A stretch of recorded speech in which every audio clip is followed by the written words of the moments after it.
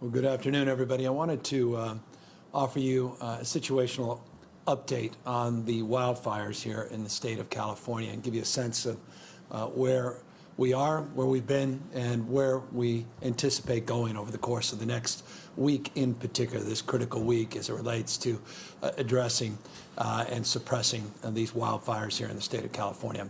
Foundationally and fundamentally, we're deploying every resource at our disposal, every resource that we have within the state, and you'll see in a moment some of the resources we pulled out of state into California to battle these historic wildfires. Put it in perspective, I say historic, I mean it with purpose and intention. Just consider last year at this stage, this date.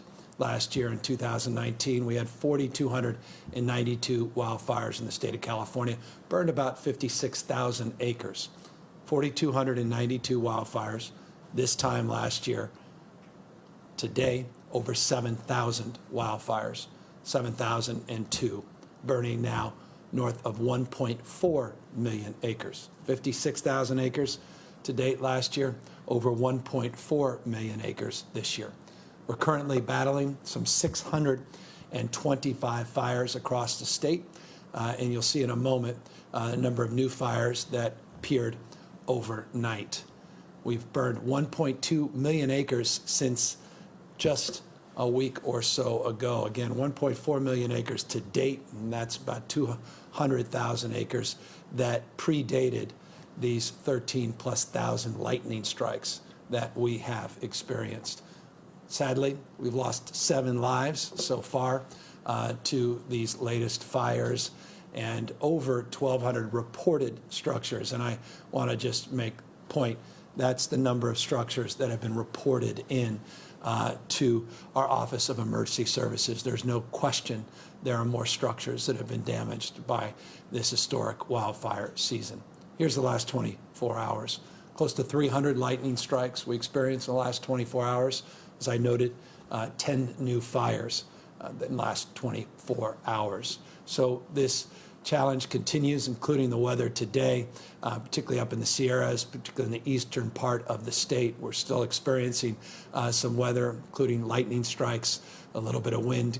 But the bottom line is these lightning strikes have been the most impactful and most challenging. It's also been impenetrable in terms of identifying fires related to these strikes. And I make the point to say there's been 10 new fires, but I want to make an additional point, and that is there are a lot of sleeper fires we expect to discover as our reconnaissance efforts, as our aerial efforts continue, particularly as the smoke begins to clear, as weather conditions change. We will be identifying likely additional fires throughout the state. But 289 lightning strikes. We anticipated a busy night last night. Good news is the lightning strikes weren't as bad as some had anticipated, but nonetheless close to 310 new fires reported in the state. Let me give you a sense of progress as it relates to active wildfires in this state. I think it's also important to note progress, not just focus on the big challenges that we face, but also the challenges that continue to be faced here in the state. Last week, I shared with you an update of the Lake Fire, August 19th, last Wednesday. I noted that it was 38% contained. Today, it's 62% contained, so real progress being made on the Lake Fire. The Loyalton Fire, last week, 35% contained. Today, 93% contained. And I make a point of showing you progress because it's testament to the incredible firefighters that are out there on the front lines, the hand crews, and all of the individuals that are responsible for this effort of suppression, and the progress is demonstrable. The Holzer Fire, accordingly, 30% contained last week.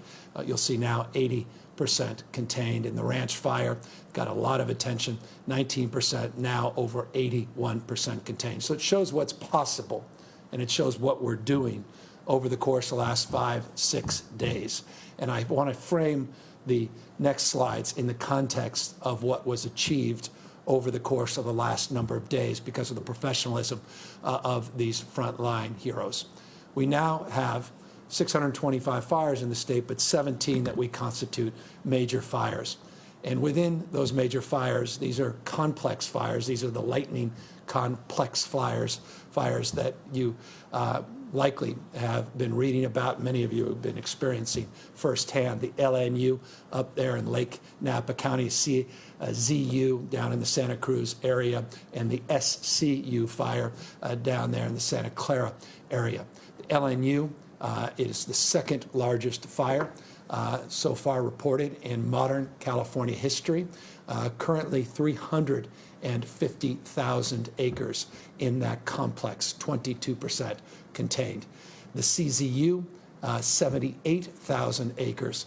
What is remarkable at the CZU, and I was down there again yesterday, is this is a coastal fire, primarily along the coast near the Santa Cruz Mountains, in forests, a lot of redwoods that have simply never seen forest fires because of the weather conditions and the like. Again, a proof point that we are in a different climate and we are dealing with different climate conditions that are precipitating in fires, likes of which we haven't seen in modern recorded history, in dense forests that are well covered and have been historically immune from significant fires along our coast, though 13% contained, not where we need to be. I just want folks to know down in the Santa Cruz area, I made this point after visiting a number of shelters down there, meeting with folks that were evacuated.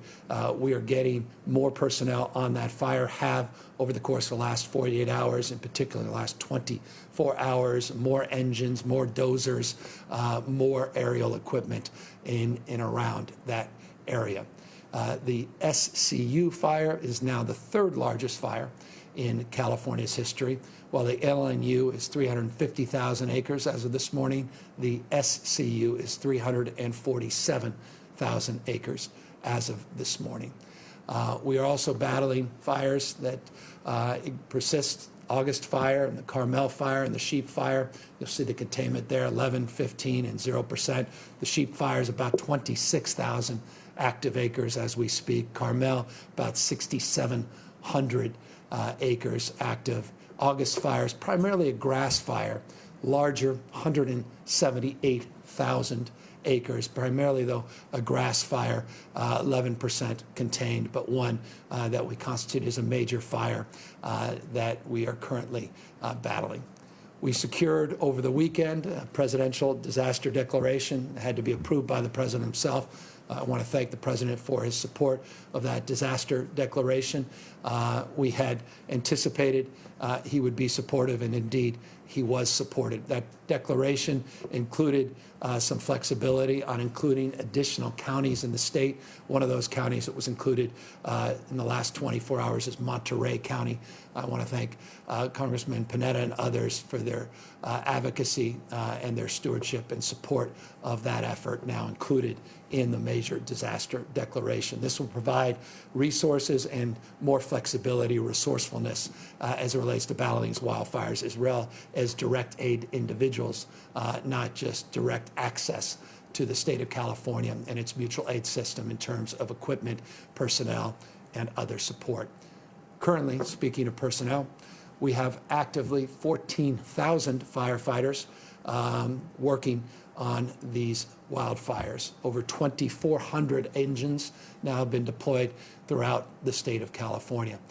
We have in-state mutual aid, which is just mesmerizing and point of deep pride. I saw it firsthand on Saturday. I saw it firsthand on Sunday as we're up there in Livermore area, and all of a sudden some Santa Monica fire engines come up.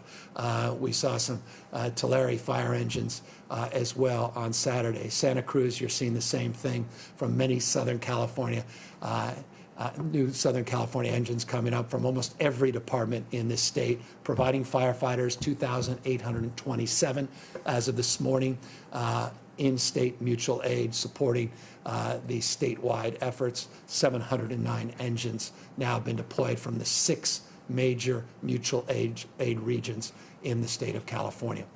We also have been beneficiary of out-of-state mutual aid. I updated you on some of those efforts last week.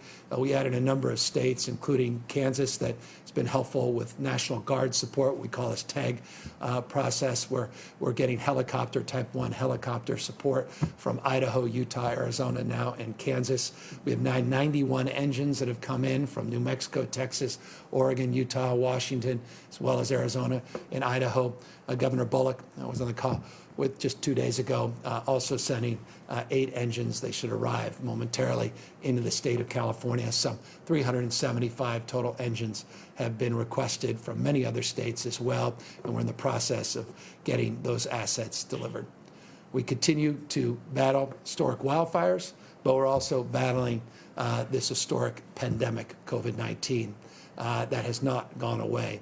That makes some of our wildfire efforts a little bit more challenging, but we are up to the task. We had prepared new protocols, processes, and procedures in anticipation of meeting this moment. We had highlighted and socialized a number of those strategies a number of months ago when we highlighted a supplemental appropriation to get some 858 new CAL FIRE personnel hired, 830 that already now are out on the lines.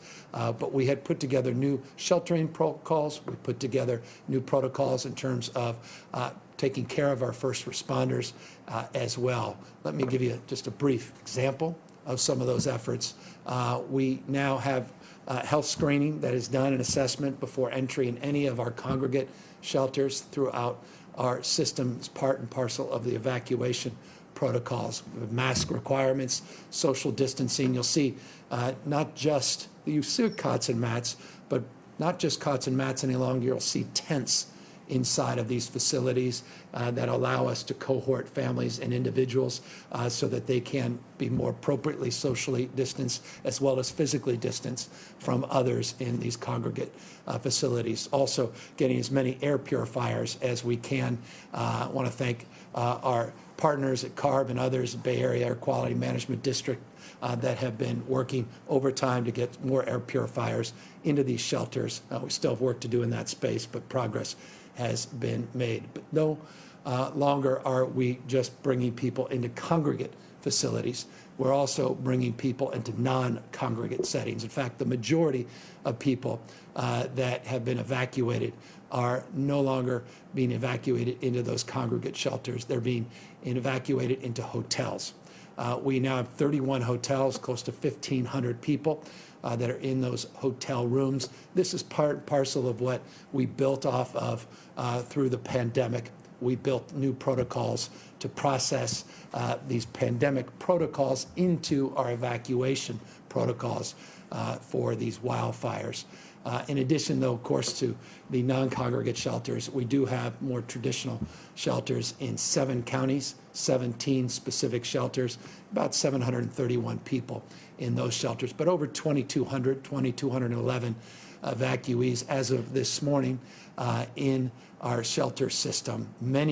Multiple of that, many more that have been evacuated, including into trailer parks. I visited one of those trailer parks in the Santa Cruz area yesterday, and others with family, with friends that may be in need of shelters. So we continue to build our capacity, build our protocols in terms of procuring more hotel rooms to provide as many people access in a timely way that we possibly can.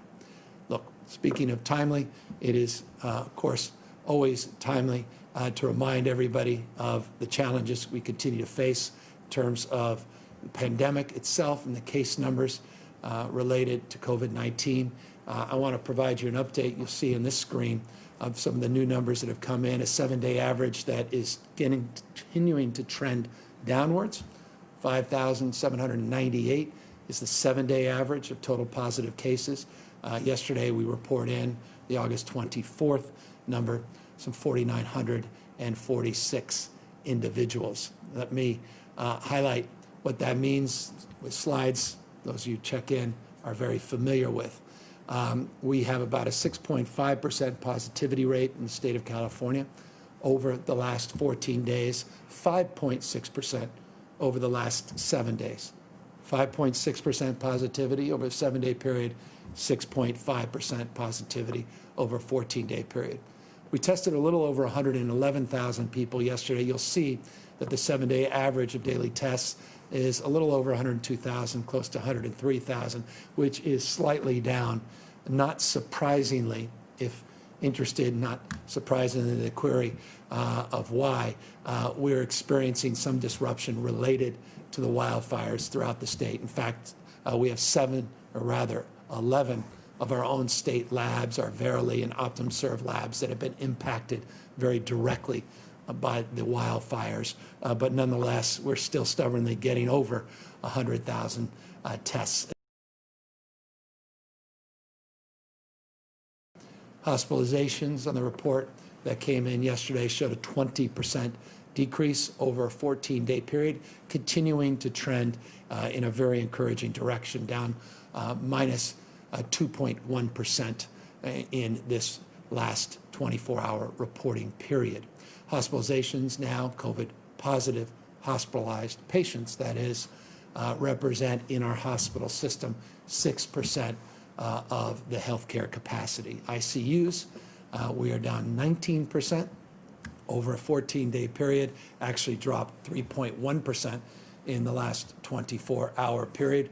Again, trending not dissimilar to the hospital numbers over a 14-day period, down 19% over 14 days, and total number of ICU positive patients in our system now, you'll recall, was 23, 22, 20, now represents 17% of the entire ICU capacity within the entire ICU, entire system. You see this slide, it's a familiar slide, number of counties on the monitoring list for 3 days. What is not as familiar is that we are seeing a decline in the total number of counties on the monitoring list, picking up a little bit on the trend we saw last week from 42 counties down to 40 counties. Today, you see there are 35 counties on our monitoring list. The counties that came off the list include Calaveras, Mono, Napa County, Orange County, and Sierra County.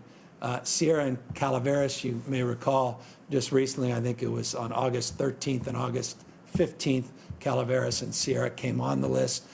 Now they're off. You can see the dynamic nature, again, of these monitoring lists. I'll go back. You still see on these 35 lists some of the larger counties in the state of California, but encouraged by San Diego, encouraged by Orange County, encouraged that San Francisco has made some progress. We're going to update.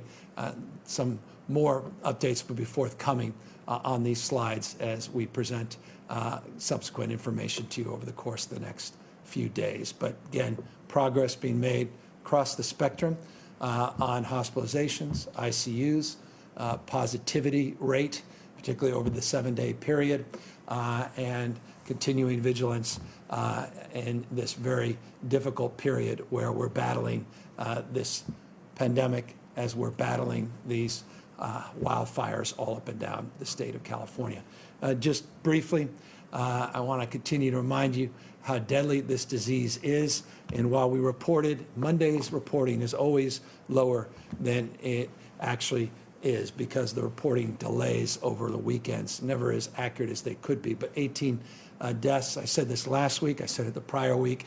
Look at the averages, 128 individuals over a 14-day period on average, 128 on average losing their lives to COVID-19. Don't be misled by that 18 number that came out today. And that's why it's absolutely essential for no other reason than to protect you from air quality, but to also protect you and others from the spread of this virus.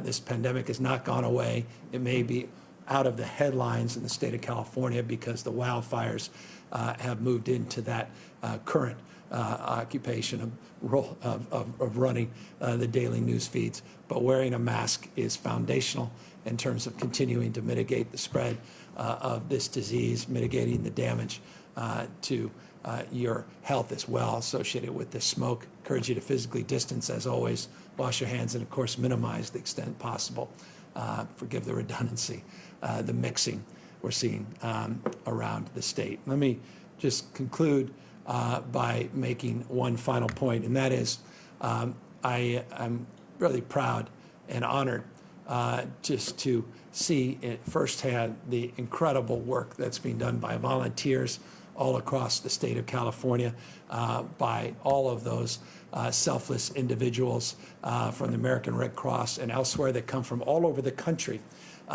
with their heart on their sleeve, there to take care of evacuees, take care of strangers. I want to thank the deputy sheriffs that I have spent time with that are doing extraordinary work in communities all across the state of California, particularly Northern California with the evacuations. I want to just up front condemn in no uncertain words how disgraceful it is, how disgusting it is to learn about people that in some instances have been taking advantage of these evacuees by going in their homes, breaking in their homes, looting their properties. That's repugnant.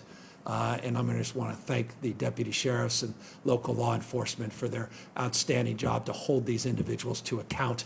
And they'll be held to a higher account. The morality and ethics, besides the legality of that, is self-evident. But I just want to thank, again, local law enforcement for all of their good work during these trying times. I want to thank all the shelter operators, including all the faith-based operators out there representing every conceivable spectrum within our faith-based community, opening up their facilities, in many cases their homes, to strangers.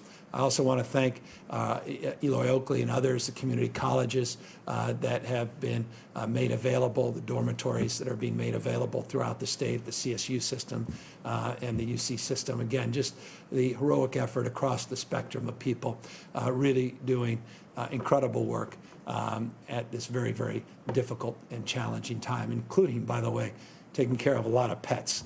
And any of you love pets and horses, and met a gentleman yesterday down at the county fairground in Santa Cruz that was taking care of a pig and 2 dogs, and was very pleased by how well Christian, thank you Christian for your great leadership on that shelter operation, how well you're taking care of the animals, not just taking care of people. So a lot of pieces of this puzzle, but a lot of good progress has been made on some of these stubborn, larger fires. We're making a little bit of progress on these big lightning complex fires. This is an important week. The weather, again, continues to be a little unfavorable, primarily around the Sierras and the eastern part of the state, with some potential lightning through this evening.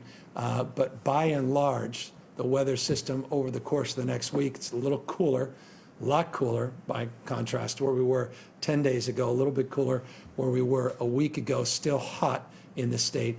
But the winds can change on a moment's notice, but the winds will be very determinative in terms of our ability to suppress these fires, mitigate the spread of these fires. And that's why I say this week is going to be a profoundly important week in terms of our efforts. And we are going to put everything that we have to do what we can, because this weekend we've got some wind conditions that may be shifting, may be changing, that can make things a little bit more challenging, certainly make things a little bit more complex.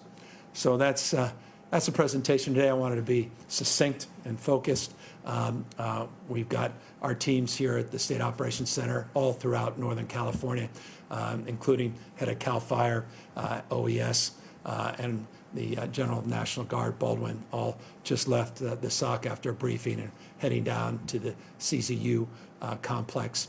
And we continue, again, to be monitoring activity all throughout the state. There are many other fires I didn't highlight, from Butte Fire. Progress has been made on the Jones Fire, other fires.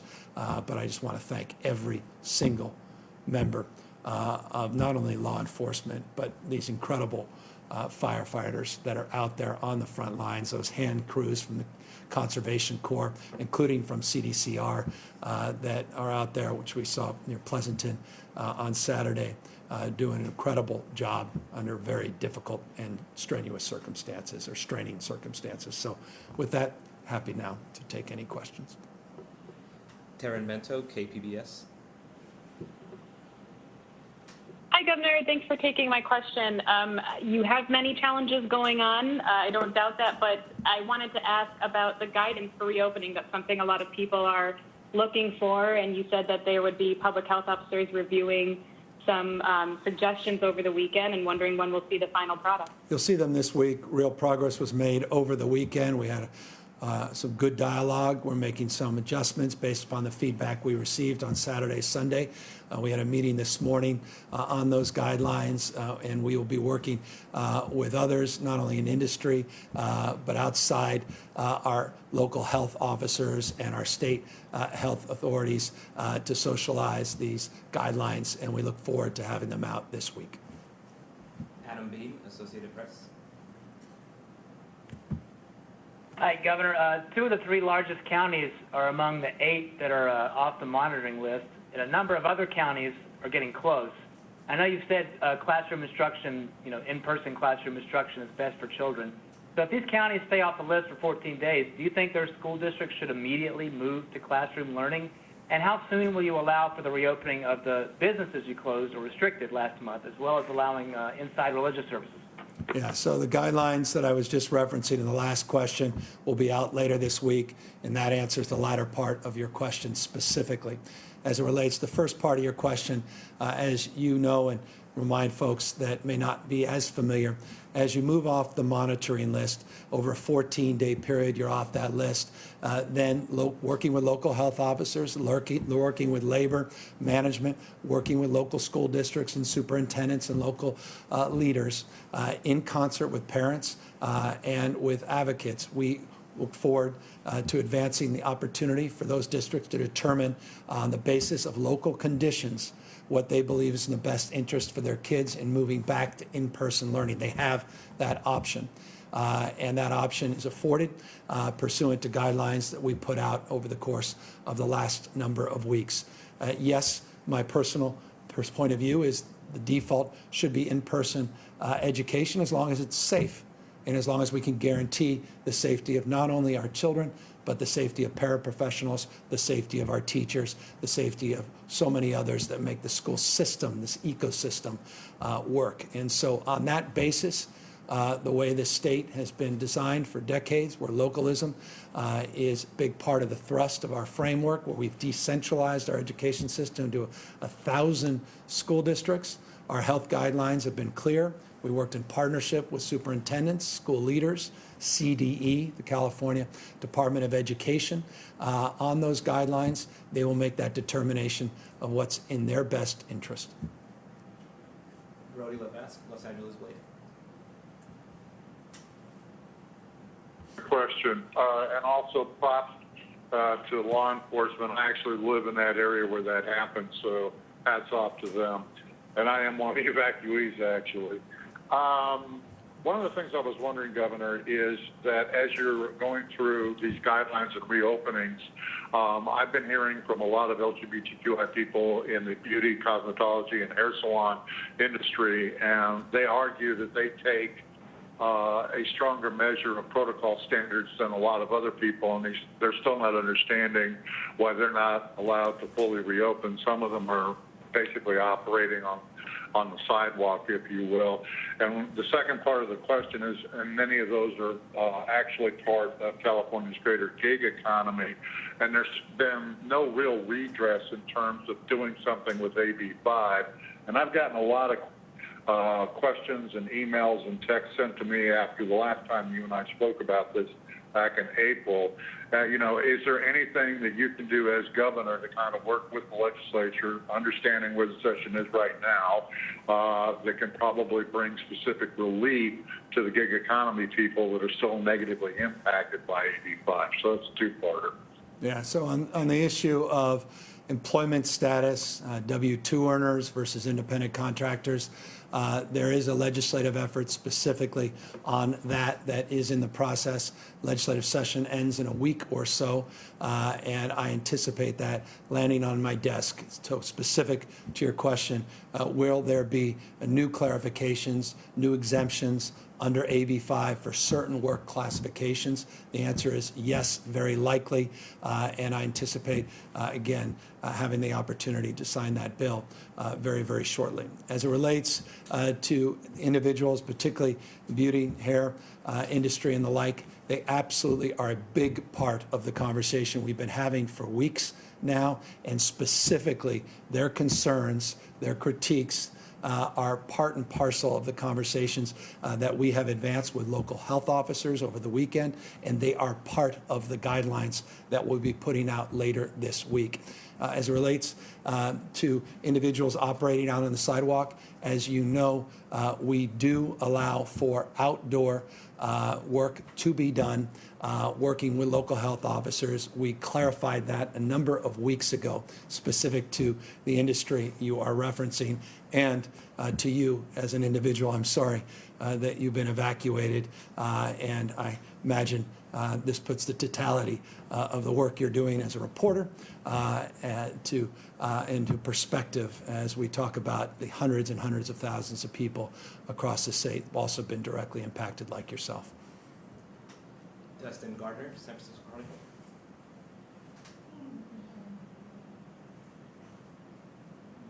Dustin Gardner, SF Chronicle. Jeremy White, Politico.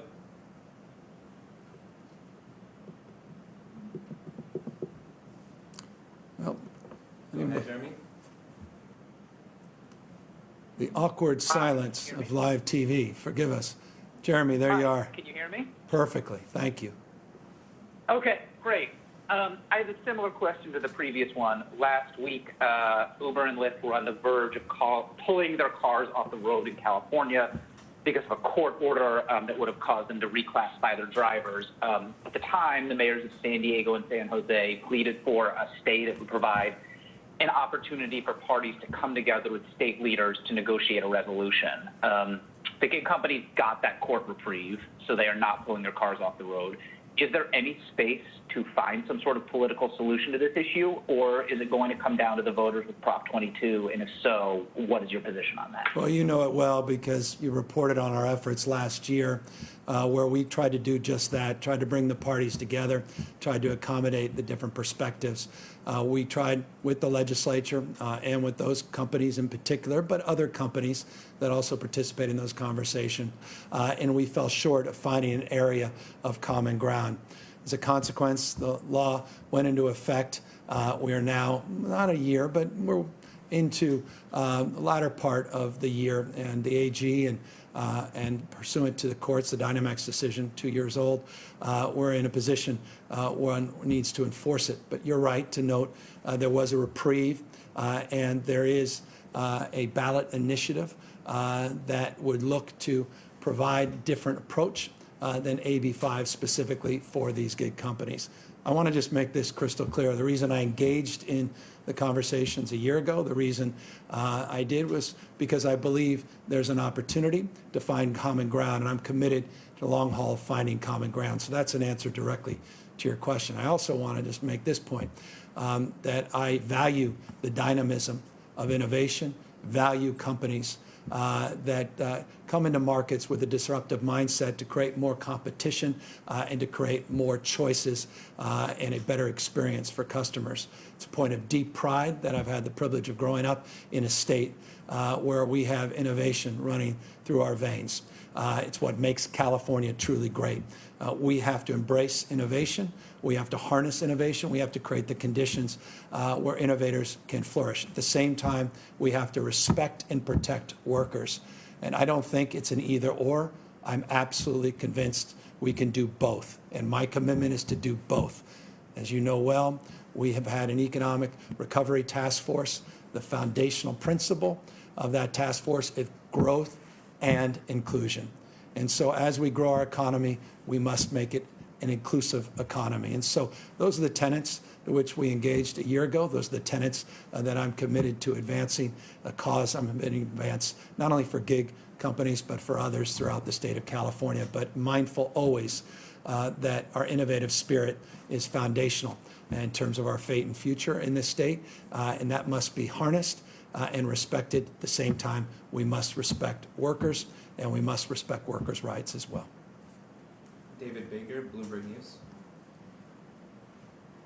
Yes, Governor. I want to ask two connected questions about essentially the coronavirus and evacuating people from the fires. First of all, I wondered if you could sort of walk us through the steps that are being taken to check to see if people that are checking into these evacuation centers have the virus, whether they're actually being fully tested or just temperature screened. And then second, I wanted to ask whether or not you're worried that these evacuations could spark yet another little wave of infections in the state. Well, I visited most of these shelters over the last 4 days, and so we have 17 congregate shelters in our system. So I'm not as concerned as you are because of the firsthand experience of going into these shelters where I was subject to health screenings. I was subject to assessments before I was allowed to enter. Let me give you an example. Yesterday down in Santa Cruz at a community college facility that was being managed by the local Red Cross, there was a nurse there that screened me. She didn't just take my temperature, but she also asked me a series of questions. Before I could go into the actual shelter, there was another assessment that was done. There were specific protocols on physical distancing. There was a requirement that I had a mask, and there was instructions around social distancing that was provided before I even got to tour the facility. When I went inside the facility, we saw, in this case, there were not the tents that you see in some other facilities, but you saw cots that were well in excess of 10 feet apart. You saw tape protocols going into the restroom. You saw protocols as well established, the air purifiers. They look long-windedly, we're taking this very, very seriously. Was also yesterday morning down in, well, I guess it was Saturday morning in Vacaville, working to have an opportunity, rather, to see the work that was being done around food preparation. Accordingly, the food protocols have radically changed. You don't see the kind of lines that you would typically see in the past. People have individualized boxes. I saw how they were prepared. I saw the protocols and processes that were in place to prepare those boxes. World Central Kitchen, being a leader in this space, incredible work they were doing, seeing that firsthand. So I couldn't be more pleased, more proud of the work that I saw personally firsthand. I've seen it in writing. I was part of delivering those protocols to the working in partnership with local officers, making those public, rather. But I am very pleased to see them in action. Let me also make this point. I'm also humbled by the nature and the dynamism. I was on Thursday at a shelter where 1 in the morning, the shelter had no one in the shelter, and they got a call that 200 plus seniors were coming in. And they did describe, respectfully, a more challenging environment where all the seniors did put on the masks, but the social distancing was a little more challenging as they were trying to get seniors out of a senior facility into this facility. So nothing's perfect. Everybody's human, trying to do their absolute best. But what I saw, I was very impressed and very gratified of the seriousness to which people were taking this effort. John Myers, LA Times. Go back to the issue about the counties that have come off the watch list, because, I mean, there's several million Californians who live in the counties that have been removed from that watch list now, waiting for this guidance. You talked about it a little bit more, earlier, but I want to clarify something here. You said we don't know when the rules are coming out, or if you said this week, I'd like you to clarify that. But is this are you looking to craft something that's going to be individualized to the county, or is it a uniform process? I mean, one of those maybe is why it's taking so long. There's some real frustration out there. So I'm hoping you can address what people should expect here. If there's going to be a uniform process for these counties, or it's going to go case by case or county by county that you're crafting here. Yeah, we're doing it this week. We made tremendous progress last week. We had some very constructive, more specific and prescriptive conversations this weekend, and that will be forthcoming. None of this delays this fundamental fact. There has to be a 14-day period between the application implementation of not only schools but reopening any sector of the economy. So there's no delay in that respect for these counties moving forward. But we are moving forward this week. You will see the fruits of those efforts. And I want to respect the process that we're engaged in with many of those individuals that may be reaching out to you and expressing a desire to see those things come to light. I think we're very pleased by the progress we made yesterday. More progress will be made in the next couple of days. We'll be getting that out there very publicly very shortly. Angela Hart, Kaiser Health News. Thank you, Governor. Quick safety question. What masks should people wear to protect against wildfire smoke as well as COVID? Just could you urge people to wear masks to protect against both? So wondering what's out there for that. And then the question the more pressing question I have for you today is there's a growing push by the CTA, by CMA, by public health groups to call on you to call a special session. And I just wanted to find out where you are on that and as it relates to the state's ability to handle some of these pressing pandemic issues, as you just talked about, COVID, testing, tracing, et cetera. I'm very pleased with the work that our testing task force is doing, very focused effort, and continue to make progress in that space. And we'll be socializing some new strategies very, very shortly in that space as well. As it relates to kind of mask, that is left in the hands, I think, more appropriately of our doctor, your doctor, my doctor, the head of Health and Human Services, pediatrician, in addition just to having title doctor, who can answer that more specifically, so what's appropriate for smoke as well as COVID mitigation. And then as it relates to the special session, I've said this in the past, I hold to it again today. If we feel it's necessary, I'm not ideological about it, if it's necessary, if it actually solves a problem, then of course we're open to considering the same. But with that, let's ask Dr. Galley for his advice on what specific kind of mask he would recommend under this environment.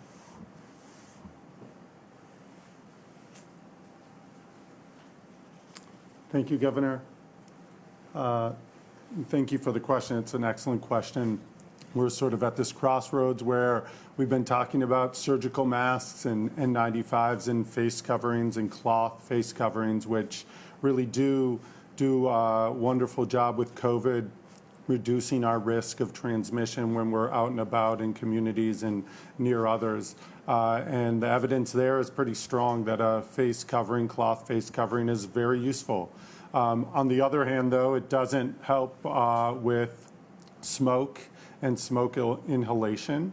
So we're sort of at this crossroads where we have two different issues. Similarly, on the smoke inhalation side, you'll see filtered air masks, which allow you to breathe out, but not necessarily breathe the contents in, and those help in wildfires or with smoke inhalation. So what we have done, and as the governor has mentioned, I'll tell you what we've done with our shelters, the congregate shelters. We have sent surgical masks and N95s to those shelters as probably the best solution to allow us to both reduce COVID transmission on the one hand and make sure that we don't have people suffering from the smoke issues and the air quality in our communities. So it's a tough issue, but we're working to get supplies of what the state has in terms of surgical masks and N95s into communities, so we're not just left with what we had been with the cloth face coverings given the air quality that we see now.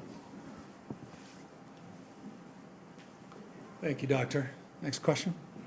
Final question, Destin Gardner, San Francisco Chronicle. Hi, thank you, Governor. With respect to the final week of the legislative session, lawmakers have put out a pretty ambitious outline of a stimulus plan, and in that plan, there is discussion of funding for bonds that would focus on climate projects. What is the status of your talks with the legislature on infrastructure stimulus plans? Do you have any hopes that something could be done in the last week here?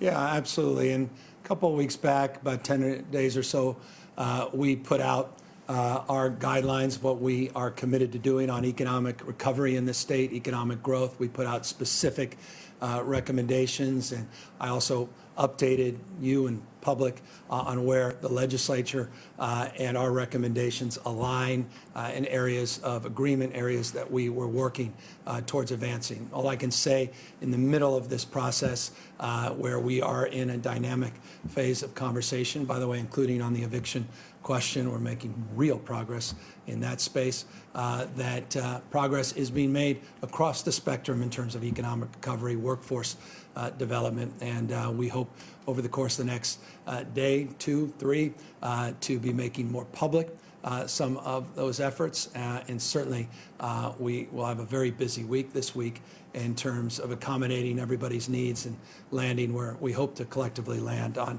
fundamentally addressing the economic anxiety that exists and persists in the state, particularly the need to embrace our small businesses and to make sure that we're doing everything in our power to jumpstart the recovery in the state. I was encouraged by the last jobs report.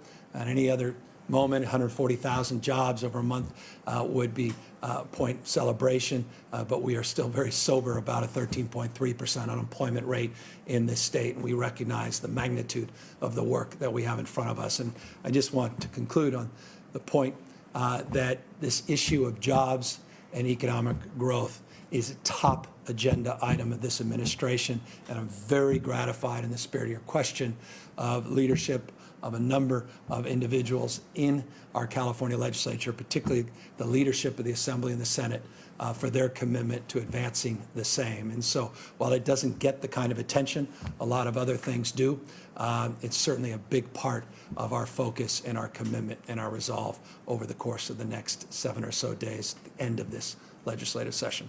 With that, this is the end of this session, this update. I want to thank everybody again for your time and attention.